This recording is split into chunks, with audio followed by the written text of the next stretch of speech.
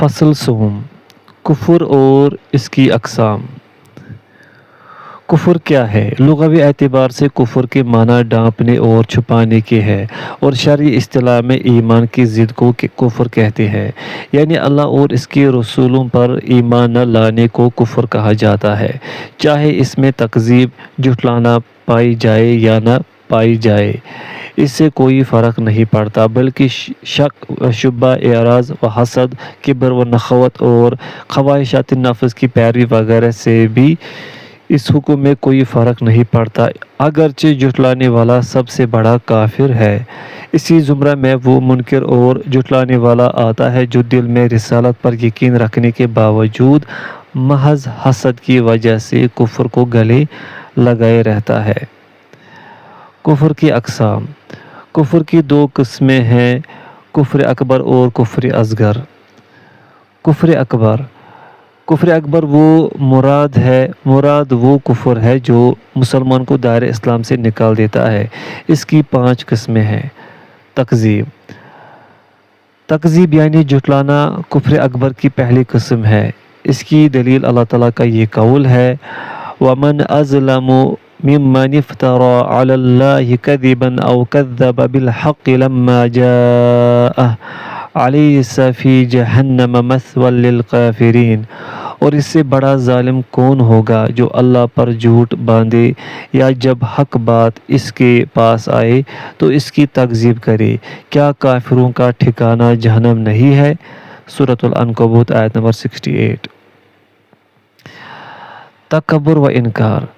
تکبر اور انکار بھی کفر اکبر کی ایک قسم ہے۔ اس کی دلیل اللہ تعالیٰ کا یہ قول ہے وَإِذْ قُلْنَا لِلْمَلَائِكَةِ اسْجُدُوا لِآدَمَ فَسَجَدُوا إِلَّا إِبْلِيسَ أَبَىٰ وَاسْتَكْبَرَ وَكَانَ مِنَ الْكَافِرِينَ۔ اور جب ہم نے فرشتوں کو حکم دیا کہ آدم کے لیے سجدہ کرو تو وہ سب سجدے میں گر پڑے، مگر شیطان نے انکار کیا اور غرور میں آ کر کافر بن گیا۔ سورۃ البقرہ آیت نمبر 34۔ شک و شبہ۔ کفر اکبر کی ایک قسم شک و شبہ ہے، اسے کفر ظن گمان بھی کہا جاتا ہے۔ اس کی دلیل یہ فرمان الہی ہے وَدَخَلَ جَنَّتَهُ وَهُوَ ظَالِمٌ لِنَفْسِهِ قَالَ مَا أَظُنُّ أَن تَبِيدَ هَٰذِهِ أَبَدًا وَمَا أَظُنُّ السَّاعَةَ قَائِمَةً وَلَئِن رُدِدتُّ إِلَىٰ رَبِّي لَأَجِدَنَّ خَيْرًا مِّنْهَا مُنقَلَبًا قَالَ لَهُ صَاحِبُهُ وَهُوَ يُحَاوِرُهُ أَكَفَرْتَ بِالَّذِي خَلَقَكَ مِن تُرَابٍ ثم من نطفة ثم سواك رجلا لكن هو الله ربي ولا أشرك بربي أحدا۔ اور وہ ایسی شیخیوں سے اپنے حق میں ظلم کرتا ہوا اپنے باغ میں داخل ہوا، کہنے لگا کہ میں نہیں خیال کرتا کہ یہ باغ کبھی تباہ ہوگا، اور نہ میں یہ خیال کرتا ہوں کہ کبھی قیامت برپا ہوگی، اور اگر میں اپنے پروردگار کی طرف لوٹایا بھی جاؤں تو وہاں ضرور اس سے اچھی جگہ پاؤں گا۔ تو اس کا دوست جو اس سے گفتگو کر رہا تھا کہنے لگا کیا تم اس اللہ سے کفر کرتے ہو جس نے تم کو مٹی سے پیدا کیا، پھر نطفے سے، پھر تمہیں پورا مرد بنایا، مگر میں تو یہ کہتا ہوں کہ اللہ ہی میرا پروردگار ہے اور میں اپنے پروردگار کے ساتھ کسی کو شریک نہیں کرتا۔ سورۃ الکہف آیت نمبر 35 تا 38۔ اعراض۔ حق بات سے اعراض کرنا بھی کفر اکبر ہی میں داخل ہے۔ اس کی دلیل یہ ارشاد باری تعالیٰ ہے وَالَّذِينَ كَفَرُوا عَمَّا أُنذِرُوا مُعْرِضُونَ۔ اور کافروں کو جس چیز کی نصیحت کی جاتی ہے اس سے منہ پھیر لیتے ہیں۔ سورۃ الاحقاف آیت نمبر 3۔ نفاق۔ اس کی دلیل اللہ تعالیٰ کا یہ قول ہے ذَلِكَ بِأَنَّهُمْ آمَنُوا ثُمَّ كَفَرُوا فَطُبِعَ عَلَىٰ قُلُوبِهِمْ فَهُمْ لَا يَفْقَهُونَ۔ اور اس لیے کہ یہ پہلے تو ایمان لائے پھر کافر ہو گئے تو ان کے دلوں پر مہر لگا دی گئی، سو اب یہ سمجھتے ہی نہیں۔ سورۃ المنافقون آیت نمبر 3۔ کفر اصغر سے ایک مسلمان دائرہ اسلام سے نہیں نکلتا۔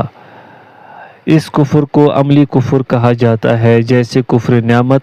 کلام پاک میں اس کی مثال یوں بیان کی گئی ہے: وَضَرَبَ اللَّهُ مَثَلًا قَرْيَةً كَانَتْ آمَنَةً مطمئنة يأتيها رزقها رغدا من كل مكان فكفرت بأنعم اللہ۔ اور اللہ ایک بستی کی مثال بیان فرماتا ہے کہ وہ ہر طرح کی امن و چین سے بستی تھی، ہر طرف سے رزق با فراغت چلا آتا تھا، مگر ان لوگوں نے اللہ کی نعمتوں کی ناشکری کی۔ سورۃ النحل آیت نمبر 112۔ مسلمان کا مسلمان سے جنگ و جدال بھی اس میں داخل ہے۔ ارشاد نبوی ہے: سباب المسلم فسوق و قتالہ کفر۔ مسلمان کو سب و شتم کرنا فسق ہے اور اس سے لڑنا کفر ہے۔ نیز فرمایا: لا ترجعوا بعدی کفارا یضرب بعضکم رقاب بعض۔ میرے بعد تم پھر کافر نہ بن جانا کہ ایک دوسرے کی گردنیں مارنے لگو۔ اس میں غیر اللہ کی قسم بھی داخل ہے۔ حضرت صلی اللہ علیہ وسلم کا ارشاد گرامی ہے: من حلف بغیر اللہ فقد کفر او اشرک۔ جس نے غیر اللہ کی قسم کھائی اس نے کفر کیا یا شرک کیا۔ کبیرہ گناہ کا مرتکب بھی مومن ہے۔ ایک جگہ اللہ تعالیٰ نے کبیرہ گناہ کے مرتکب کو مومن کہا ہے۔ آیت کریمہ ہے: یا ایھا الذین آمنوا کتب علیکم القصاص فی القتلی۔ مومنو، تم کو مقتولوں کے بارے میں قصاص یعنی خون کے بدلے خون کا حکم دیا جاتا ہے۔ سورۃ البقرہ آیت نمبر 178۔ یہاں قاتل کو مومنوں کے زمرہ سے الگ نہیں کیا گیا بلکہ اس کو قصاص کے ولی کا بھائی بتایا گیا ہے۔ ارشاد باری ہے: فَمَنْ عُفِيَ لَهُ مِنْ أَخِيهِ شَيْءٌ فَاتِّبَاعٌ بِالْمَعْرُوفِ وَأَدَاءٌ إِلَيْهِ بِإِحْسَانٍ۔ اور اگر قاتل کو اس کے مقتول بھائی کے قصاص میں سے کچھ معاف کر دیا جائے تو وارث کو پسندیدہ طریق سے قرارداد کی پیروی مطالبہ خون بہا کرنا چاہیے اور قاتل کو خوش خوئی کے ساتھ ادا کرنا چاہیے۔ سورۃ البقرہ آیت نمبر 178۔ بلا شبہ بھائی سے مراد یہاں دینی بھائی ہے۔ ایک اور جگہ ارشاد ہے: وَإِن طَائِفَتَانِ مِنَ الْمُؤْمِنِينَ اقْتَتَلُوا فَأَصْلِحُوا بَيْنَهُمَا۔ اور اگر مومنوں میں سے کوئی دو فریق آپس میں لڑ پڑے تو ان میں صلح کرا دو۔ سورۃ الحجرات آیت نمبر 9۔ انما المؤمنون اخوة فاصلحوا بین اخویکم۔ مومن تو آپس میں بھائی بھائی ہے تو اپنے دو بھائیوں میں صلح کرا دیا کرو۔ سورۃ الحجرات آیت نمبر 10۔ کفر اکبر و کفر اصغر میں مختصراً فرق۔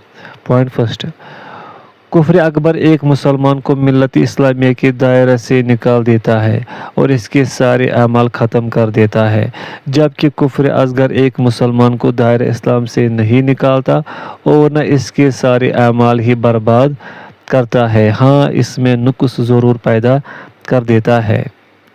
پوائنٹ سیکنڈ: کفر اکبر صاحب کفر کو ہمیشہ کے لیے جہنم رسید کر دیتا ہے، جبکہ کفر اصغر صاحب کفر کو ہمیشہ کا جہنمی نہیں بناتا، اللہ تعالیٰ اسے معاف کر کے اس کو بالکل ہی جہنم سے بچا سکتا ہے۔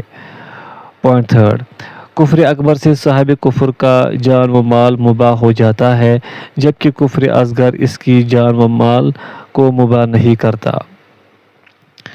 پوائنٹ فورتھ: کفر اکبر کی وجہ سے صاحب کفر اور مومنوں کے درمیان اصلی عداوت و دشمنی لازمی ہے، لہذا مومنوں کے لیے صاحب کفر اکبر سے محبت و دوستی چاہے وہ کتنا ہی قریبی ہو جائز نہیں۔